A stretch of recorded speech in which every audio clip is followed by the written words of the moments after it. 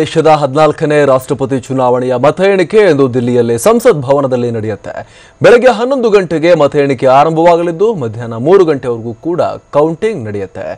NDA ಮೈತ್ರಿಕೂಟದ ಅಭ್ಯರ್ಥಿ ರಾಮನಾಥ್ ಕೋವಿಂದ್ ಕಾಂಗ್ರೆಸ್ ಅಭ್ಯರ್ಥಿ ಮೀರಾ ಕುಮಾರ್ ಅವರಿಗಿಂತ ಮುಂದಿದ್ದು ಗೆಲ್ಲೋದು ಬಹುತೇಕ ಖಚಿತ. 63% ವೋಟ್ಸ್ ಅವರಿಗೆ ಸಿಗುವ ನಿರೀಕ್ಷೆ ಇದೆ.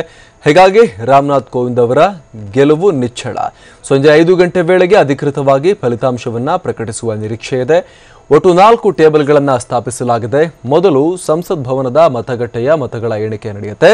ಬಳಿಕ ರಾಜ್ಯಗಳ ಏನು ಶಾಸಕರೆಲ್ಲ ವೋಟ್ ಮಾಡಿರ್ತಾರೆ ಹಾಗೂ ರಾಜ್ಯಗಳಲ್ಲೂ ಕೂಡ ಕೆಲವೊಂದಷ್ಟು ಸಂಸದರು ವೋಟ್ ಮಾಡಿರ್ತಾರೆ, ಅಲ್ಲಿಂದ ಬಂದಿರುವಂತಹ ಮತಗಳ ಎಣಿಕೆಯನ್ನು ಆಲ್ಫಾಬೆಟಿಕಲ್ ಆರ್ಡರ್ ಆಧಾರದ ಮೇಲೆ, ಅಂದರೆ ಇಂಗ್ಲಿಷ್ ವರ್ಣಮಾಲೆಯ ಆರಂಭದ ಅಕ್ಷರಗಳ ಆಧರಿಸಿ ಒಂದೊಂದಾಗಿ ಸ್ಟೇಟ್ಸ್ ಮತ ಎಣಿಕೆ ನಡೆಯಲಾಗುತ್ತೆ.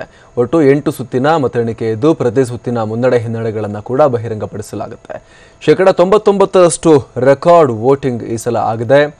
ಲೋಕಸಭೆ, ರಾಜ್ಯಸಭೆ, ವಿಧಾನಸಭೆಯ ಸದಸ್ಯರುಗಳು ರಾಷ್ಟ್ರಪತಿ ಚುನಾವಣೆಗೆ ವೋಟ್ ಮಾಡಿದ್ದಾರೆ. ಆಯಾ ರಾಜ್ಯಗಳ ಜನಸಂಖ್ಯೆ ಆಧರಿಸಿ ಪ್ರತಿ ಮತದ ಮೌಲ್ಯವನ್ನು ನಿರ್ಧರಿಸಲಾಗುತ್ತೆ. ಅದರಲ್ಲಿ ಸಂಸದರ ಮತಕ್ಕೆ ಯೂನಿಫಾರ್ಮ್ ಆಗಿ, ಅಂದರೆ ಪ್ರತಿಯೊಬ್ಬ ಸಂಸದನ ಮತಕ್ಕೆ 708 ವ್ಯಾಲ್ಯೂ ವೋಟ್ಸನ್ನು ನಿಗದಿಪಡಿಸಲಾಗಿರುತ್ತೆ. ಯಾಕಂದರೆ ರಾಷ್ಟ್ರಪತಿ ಚುನಾವಣೆಯನ್ನು ವ್ಯಾಲ್ಯೂ ವೋಟ್ಸ್ ಆಧಾರದ ಮೇಲೆ ನಡೆಸಲಾಗುತ್ತೆ. ಹಾಗೆ ರಾಜ್ಯಗಳ MLAಗಳ ವ್ಯಾಲ್ಯೂ ವೋಟ್ಸನ್ನು ಪ್ರತಿಯೊಂದು ರಾಜ್ಯದಿಂದ ರಾಜ್ಯಕ್ಕೆ ವಿಭಿನ್ನವಾಗಿ ನಿಗದಿಪಡಿಸಲಾಗಿರುತ್ತೆ.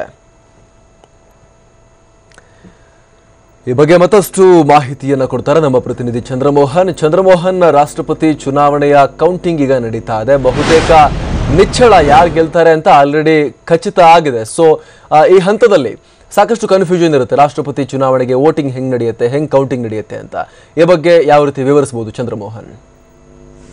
ಹೌದು ಅಮರ್ ಪ್ರಸಾದ್, ಇವತ್ತು ಬೆಳಿಗ್ಗೆ 11 ಗಂಟೆಯಿಂದ ದೆಹಲಿಯ ಸಂಸತ್ ಭವನದಲ್ಲಿ 14ನೇ ರಾಷ್ಟ್ರಪತಿ ಚುನಾವಣೆಯ ಮತ ಎಣಿಕೆ ಆರಂಭ ಆಗಲಿದೆ. ಸಂಜೆ 5 ಗಂಟೆವರೆಗೂ ಕೂಡ ಮತ ಎಣಿಕೆ ನಡೆಯುತ್ತೆ. ಆದರೆ ಬಹುತೇಕ ಮಧ್ಯಾಹ್ನ 2 ಗಂಟೆ ಅಥವಾ 3 ಗಂಟೆ ವೇಳೆಗೆ ಬಹುಮತದ ಮತಗಳ ಎಣಿಕೆ ಮುಗಿದಿರುತ್ತೆ. ಹೀಗಾಗಿ ಮಧ್ಯಾಹ್ನ 2 ಗಂಟೆ ವೇಳೆಗೆ ರಾಮನಾಥ್ ಕೋವಿಂದ್ ಅವರು ಜಯಗಳಿಸ್ತಕ್ಕಂತಹ ಎಲ್ಲ ಸಾಧ್ಯತೆಗಳು ಕೂಡ ಇವೆ. ಏಕೆಂದರೆ ಈ ಬಾರಿಯ ರಾಷ್ಟ್ರಪತಿ ಚುನಾವಣೆ ಒನ್ ಸೈಡೆಡ್ ಚುನಾವಣೆ ಆಗಿದೆ ಮತ್ತು ಈ ಬಾರಿಯ ರಾಷ್ಟ್ರಪತಿ ಚುನಾವಣೆ ಕೇವಲ ಸಾಂಕೇತಿಕ ಚುನಾವಣೆ, ಜೊತೆಗೆ ಒಂದು ಸೈದ್ಧಾಂತಿಕ ಹೋರಾಟಕ್ಕಾಗಿಯೇ ಪ್ರತಿಪಕ್ಷಗಳು ಮೀರಾ ಕುಮಾರ್ ಅವರನ್ನ ಕಣಕ್ಕಿಳಿಸಿದ್ದು. ಜೊತೆಗೆ ಪ್ರತಿಪಕ್ಷಗಳು ಕೂಡ ಯಾವುದೇ ಗೆಲ್ಲುವಂತ ಭರವಸೆ ಇರಲಿಲ್ಲ. ಆದರೆ ಒಂದು ಸೈದ್ಧಾಂತಿಕ ಹೋರಾಟ ನಡೆಸಲಿಕ್ಕಾಗನೇ ಮೀರಾ ಕುಮಾರ್ ಅವರನ್ನ ಕಣಕ್ಕಿಳಿಸಿವೆ. ಈ ಬಾರಿಯ ರಾಷ್ಟ್ರಪತಿ ಚುನಾವಣೆಯಲ್ಲಿ ಎನ್ಡಿಎ ಅಭ್ಯರ್ಥಿ ರಾಮನಾಥ್ ಕೋವಿಂದ್ ಅವರು ಎಲೆಕ್ಟ್ರೋಲ್ ಕಾಲೇಜ್ನ 63%ಕ್ಕಿಂತ ಹೆಚ್ಚಿನ ಮತಗಳನ್ನು ಪಡೆಯುವ ಸಾಧ್ಯತೆ ಇದೆ. ಜೊತೆಗೆ 14ನೇ ರಾಷ್ಟ್ರಪತಿಯಾಗೂ ಕೂಡ ರಾಮನಾಥ್ ಕೋವಿಂದ್ ಅವರ ಆಯ್ಕೆ ಆಗೋದು ಕೂಡ ಖಚಿತವಾಗಿದೆ.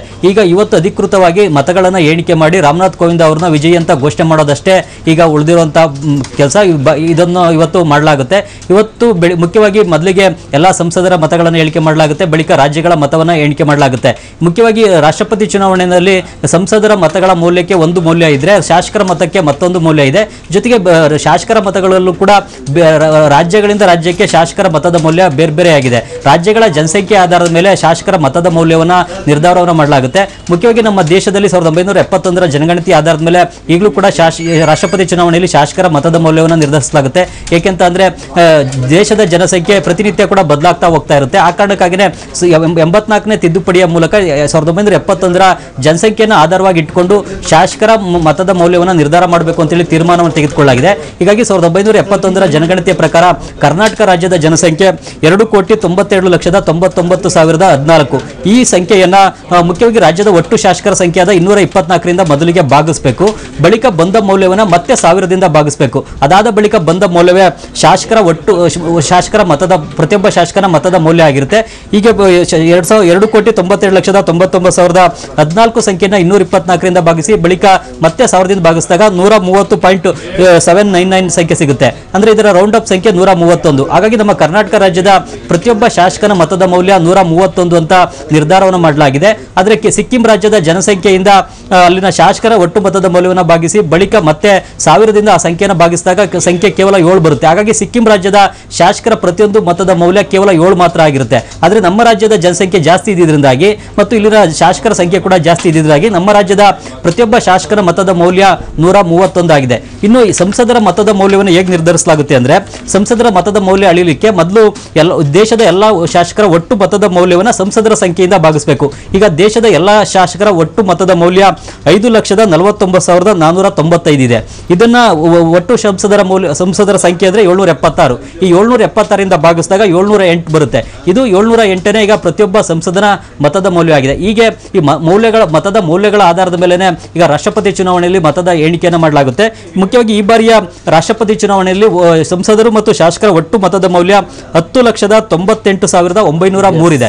ಇದರಲ್ಲಿ 50%ಕ್ಕಿಂತ ಒಂದು ಮತವನ್ನು ಕೂಡ ಹೆಚ್ಚಿಗೆ ಪಡೆದವ್ರನ್ನೇ ವಿಜಯಿ ಅಂತ ಘೋಷಣೆ ಮಾಡಲಾಗುತ್ತೆ. ಹೀಗಾಗಿ ಈ ಬಾರಿ 50%ಕ್ಕಿಂತ ಹೆಚ್ಚಿನ ಮತಗಳನ್ನು ರಾಮನಾಥ್ ಕೋವಿಂದ್ ಅವರು ಪಡೆಯುವಂಥದ್ದು ಖಚಿತವಾಗಿದೆ. ರಾಮನಾಥ್ ಕೋವಿಂದ್ ಅವರಿಗೆ ಈಗಿನ ಪರಿಸ್ಥಿತಿಯಲ್ಲಿ 63% ಮತಗಳು ಅನಾಯಾಸವಾಗಿ ಸಿಗುತ್ತೆ. ಈ ಕಾರಣಕ್ಕಾಗಿಯೇ ರಾಮನಾಥ್ ಕೋವಿಂದ ದೇಶದ 14ನೇ ರಾಷ್ಟ್ರಪತಿಯಾಗಿ ಅಧಿಕೃತವಾಗಿ ಆಯ್ಕೆ ಆಗಲಿದ್ದಾರೆ.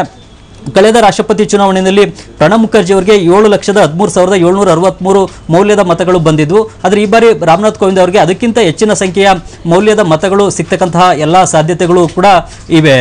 ಅಮರ್ ಪ್ರಸಾದ್.